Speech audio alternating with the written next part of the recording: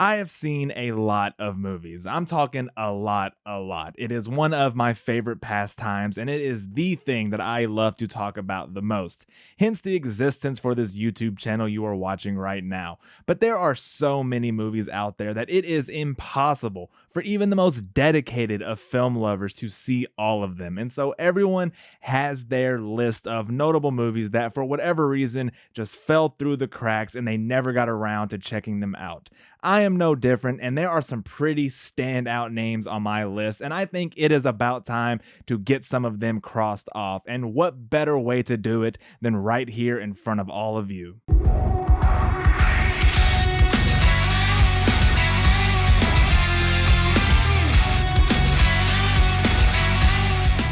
What is going on, everybody? As you can tell by the title of this video, I'm going to be giving you a bit of a different style of review here today. Instead of giving one of my reviews for a new release where I give you the positives and then the negatives and then I slap a score and a recommendation on it at the end, we are going to be revisiting a horror classic that has somehow managed to elude my eyeballs for all 28 years of my life. And that horror classic that I'm referring to is none other than The Fly. I decided The Fly would be the first film that I cover in this first time watching series because body horror as a subgenre has made a really big comeback over the last couple of years. It has been the meta that has produced a lot of my favorite horror releases as of late. This year alone, we have seen movies such as Bring Her Back, The Ugly Stepsister, and Together all push our stomachs to their absolute limits. Go back a year further and we got a movie like The Substance that received an Oscar nomination for Best Picture, which for the horror genre might as well be considered an Oscar win.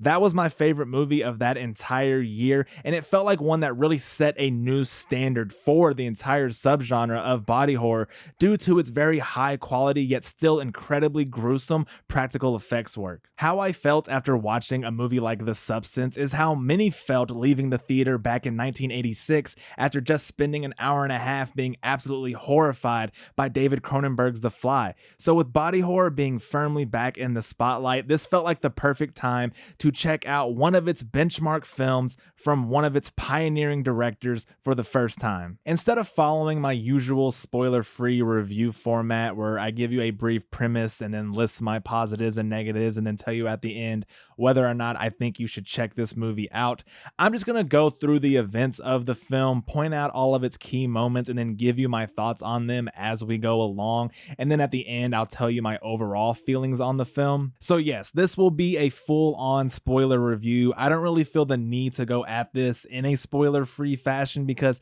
I think most people that like these first-time watching type videos have already seen the movie that is being discussed and just want to hear from someone who is just now seeing it for the first time. That's the whole allure of a video like this. So this will be your first and last warning. Full spoilers from this point forward. If you have not seen The Fly, pause this video, go check it out, and then come back here. Now that the spoiler alerts have been given, let's begin. The movie kicks off at a party where we are immediately introduced to our two leads. We have Jeff Goldblum playing the eccentric inventor Seth Brundle, and then we have Gina Davis as Veronica, a reporter for Particle magazine. Jeff Goldblum is the kind of actor who the second he comes on screen, you are just locked in on. He always demands attention and is someone you never want to break away from.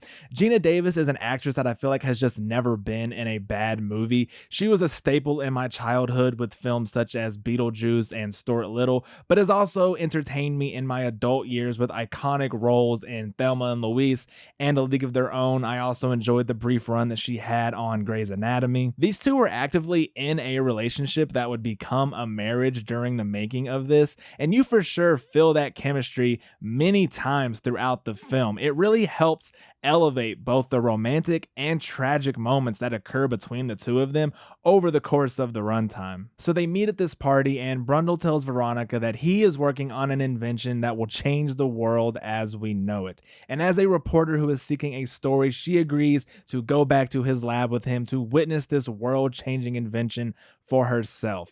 There she is introduced to Brundle's telepods, and he claims that he has invented teleportation. At first, she thinks he's lost his mind and is just joking around, but he quickly proves his claim to be true by teleporting one of her stockings from one pod to another. I always love seeing the tech in movies of this era because here we are with this guy who has just invented teleportation, something that in the year of 2025 we are still nowhere even close to figuring out, yet he is probably using computers that are not even half as strong as the phone that you are watching this video on right now. That's just something I always get a kick out of with these types of movies. Veronica is stunned, and she knows that she has just stumbled into the story of a lifetime and cannot wait to inform her boss what she has just discovered and to get to writing as soon as possible. But Brundle knows he has now made a big mistake revealing his invention and begs her not to go public with what he is doing because it's just not ready for others to see. I did find this to be a little silly on Brundle's part because she is very transparent that she is a journalist that is in search of a story, but he looks past all of that and shows her what he is working on anyways, but then is somehow shocked that she wants this to be her story. I don't really know what he thought her reaction to seeing all of this would be. I mean, I know he was probably just trying to get her to his bed to show her where the real scientific magic happens, but it is pretty careless. If he wants to keep this such a tip-top secret, he's not doing a really good job at it. Veronica leaves the lab and heads to her office to pitch the story to her boss, and this is where we meet Stathis Borans, played by John Getz. Not only is he her current employer, but he is also an ex-lover of hers who has not quite gotten over his feelings for her. He dismisses what she has discovered as a hoax and a magic trick and calls Brundle a con man. Brundle then shows up to the office and is very pleased to hear that Stathis does not want to move forward with the story. However, he makes an offer to Veronica to essentially become his shadow and record everything that he does, with permission to turn all of her observations into a book one day in the future. The abundant amount of time that they spend together eventually sprouts a romantic relationship, and as I already mentioned, they have immediate chemistry with one another, and that's really important because so much of this movie is on the shoulders of that chemistry and their relationship, and this is one of the best on-screen relationships that I think I have ever seen in a horror movie. Just a fine example of two great actors with a real-life connection translating it perfectly onto the screen. I want to stop and talk about the character of Stathis here for a second because I don't know how much focus he'll get in the rest of this video, but he's a character that really grew on me as the movie progressed, and for being the third character in the pecking order, he actually gets a pretty solid little arc. Starting off, you think he's just this insufferable dickhead of a boss that's probably a bit of a womanizer, and he clearly did something to piss off Veronica, a character that we 100% care more about, but through time you start to see that his deep feelings for her actually are genuine and he just wants what's best for her. He just can't seem to accept that what is best for her is not him. And so really by the halfway point, you start to feel kind of bad for him. And by the end of the movie, he's actually one of the heroes of the story. Now, he probably would have caught on for me a little sooner if not for the crash out that he has in the clothing store where he just makes a complete ass out of himself. He definitely loses some points here just for looking absolutely pathetic. However, he does have a quick-witted dick joke that did get a really good laugh out of me, I have to admit that. Immature, I know, but what are you gonna do? I thought it was funny. I have no shame about it. Picking back up with the story, and I would say this is where we get our first real horror moment in the film.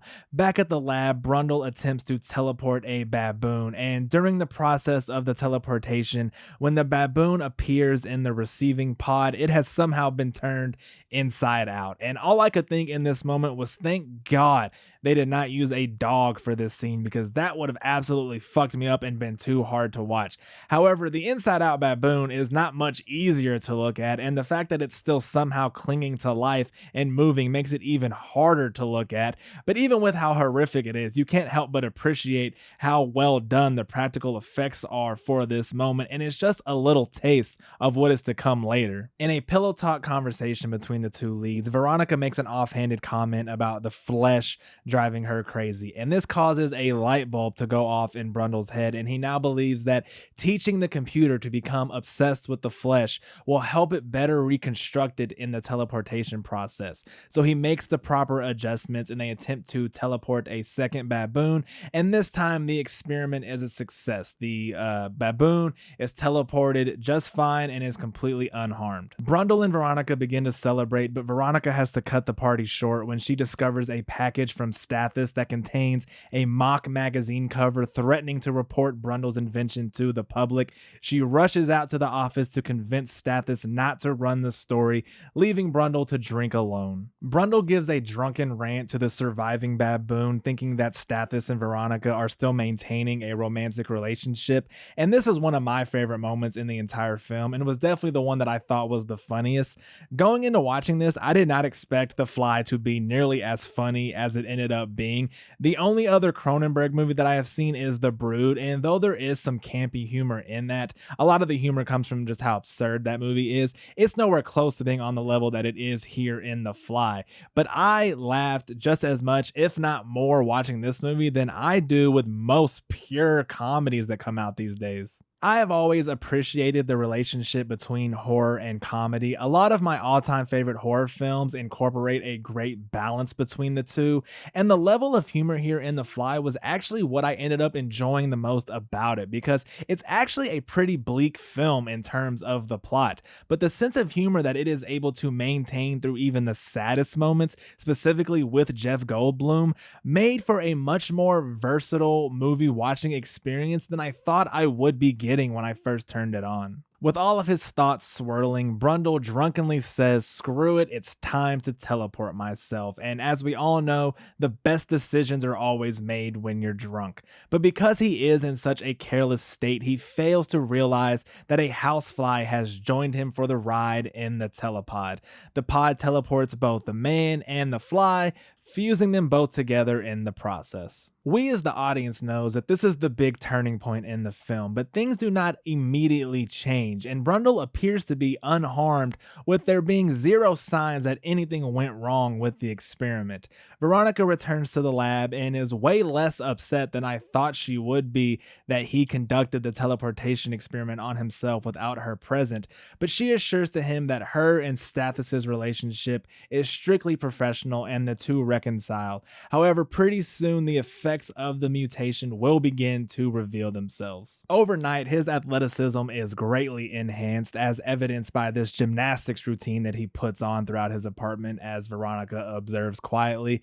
Little black coarse hairs begin to sprout out of his back, and he develops a constant and intense craving of sugar, as well as a seemingly unlimited libido.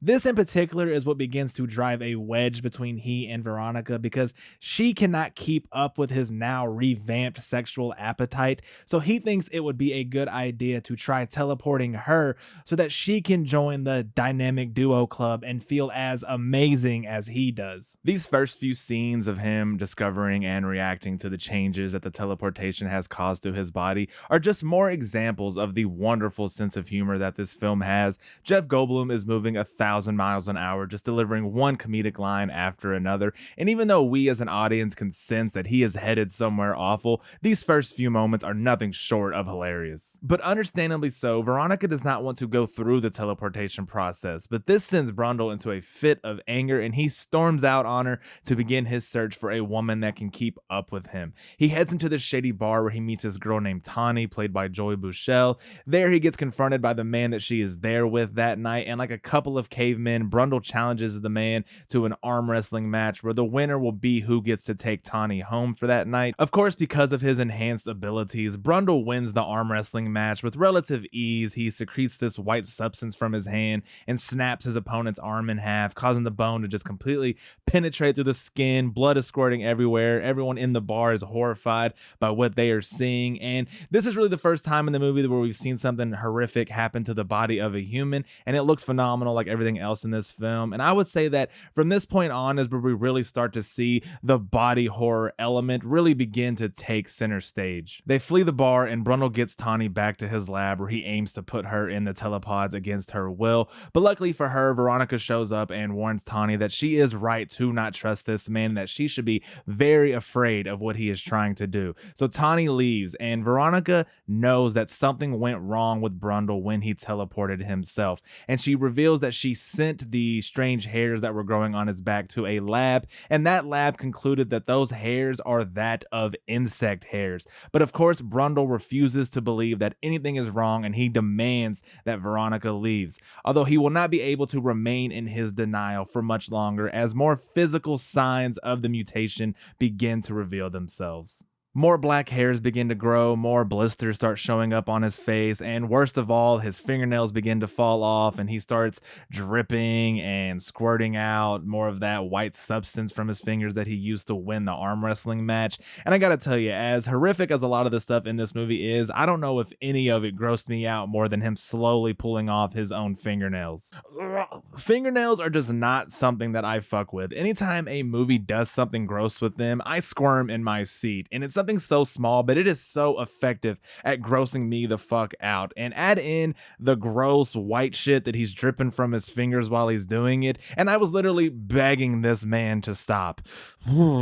His symptoms are far too apparent to ignore now, and so he digs through the data logs to figure out what went wrong, and he discovers what we already know to be true, and that is that a housefly got into his pod and went through with him, and now the two are genetically spliced together. We get a short time jump next, and during this time, Brundle and Veronica have not seen each other, but he finally reaches out to her and pleads that she come see him. When she arrives, she discovers that the mutation has rapidly progressed. He's got the blisters all over him, he needs assistance walking, he has to wear gloves to stop himself from biting off his fingernails, which thank God for that. His ear falls off mid-conversation, and in the running for probably the funniest moment in the movie, he unceremoniously vomits on his own food, much like a fly would, and the combination of horror on Veronica's face and the shock of realization that he forgot to mention that part to her was just comedy gold in my opinion, and I would say it's definitely a top 5 moment in the entire film, and it got a genuine burst of laughter out of me.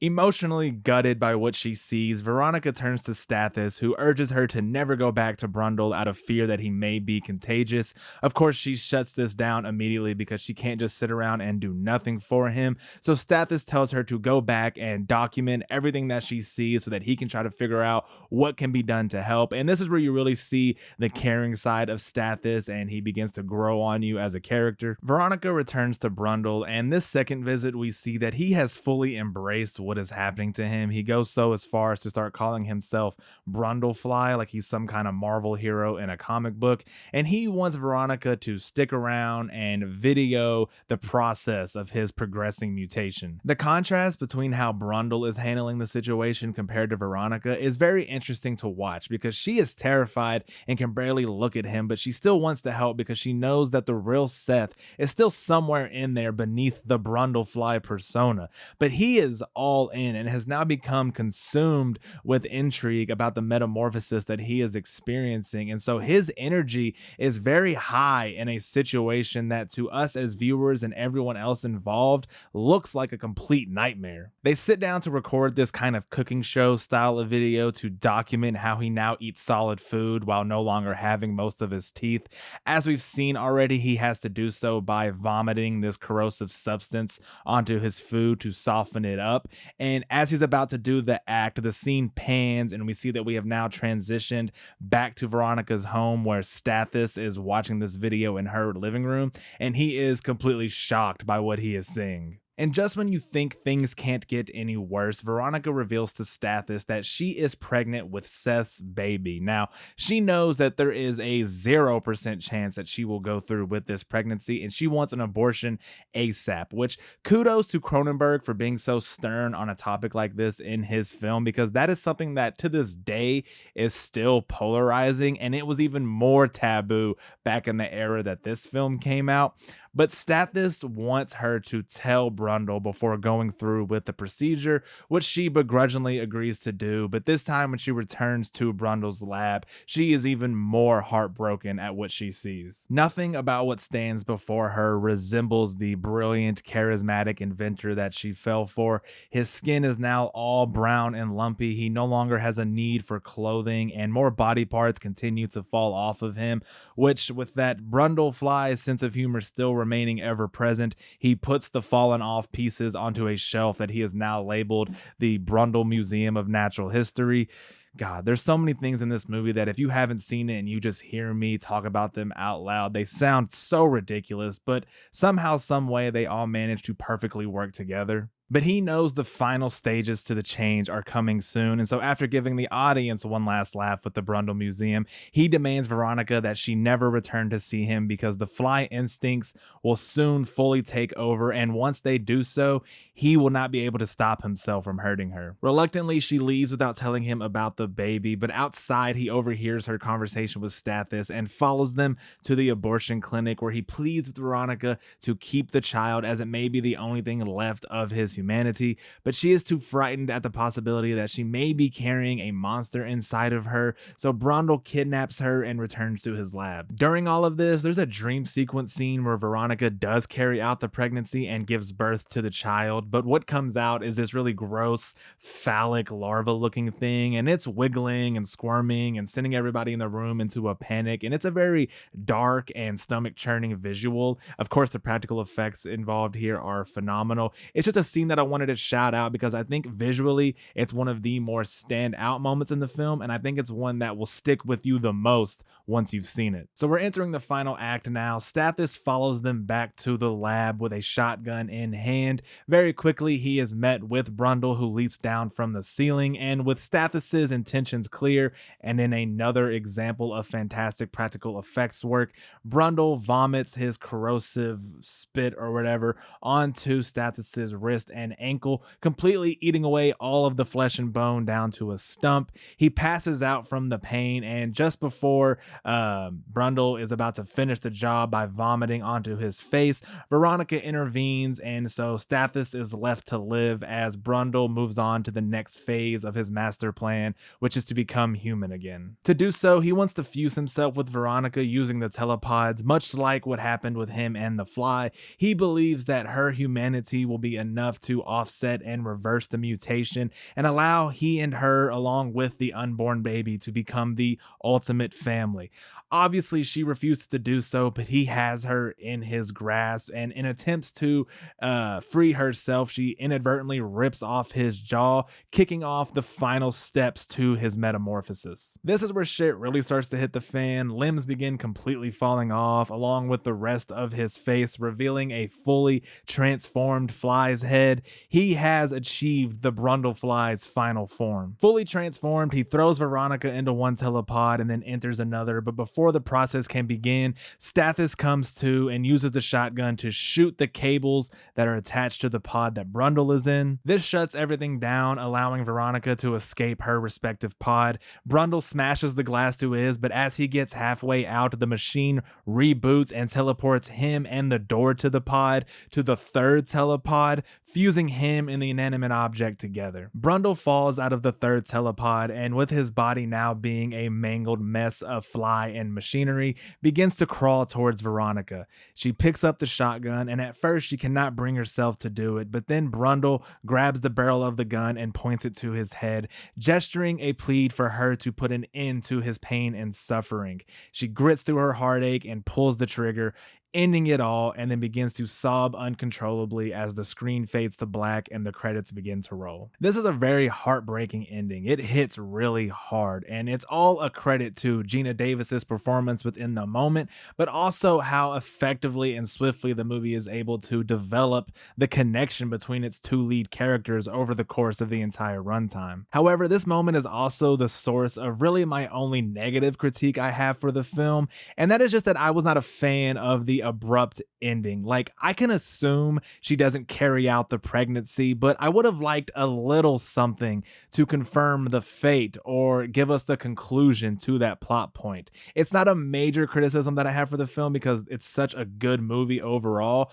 but I'm just not a fan of ending it so abruptly. Other than that small complaint though, guys, I think this movie definitely lived up to the reputation that precedes it. It was way funnier than I ever thought it would be, but in a way that fits really well and is in perfect cohesion with the horror side of things. The practical effects, of course, were just chef's kiss. I mean, this won the Oscar for best makeup the year that it came out, but what impressed me so much about it is that it not only just looks good for the time that it came out, I think it holds up to even today's standards, which is why I think that this movie continues to be a benchmark film for the body horror genre. What was so interesting about seeing this movie for the first time all of these years after its release is that there were so many moments in it that reminded me of a lot of my favorite body horror movies, and that's because this film's impact and influence is still felt to this very day, and without it, a lot of yours and my favorite body horror movies would probably not exist. This is as close as you can get to a flawless body horror sci-fi experience, and I am kicking myself even harder for waiting so long to check it out, but I am happy to finally be able to cross this film off of my never seen list. There you guys go. I hope you liked this style of video. I know it was a long one, but if there are any changes you would like to see to the formatting of this series moving forward, make sure to let me know down in the comments below. I would definitely love the input. While you're down there, also let me know what you think about The Fly and how much of an idiot and fake horror fan I am for just now seeing it for the first time. Also, let me know what Cronenberg movies I should check out next. This is only the second one I have seen of his, so I for sure would appreciate some recommendations. But don't forget to also give the video a like and subscribe to the channel as well for more movie reviews and content. I would love to have you guys here, and I will see everybody in my next one. Peace.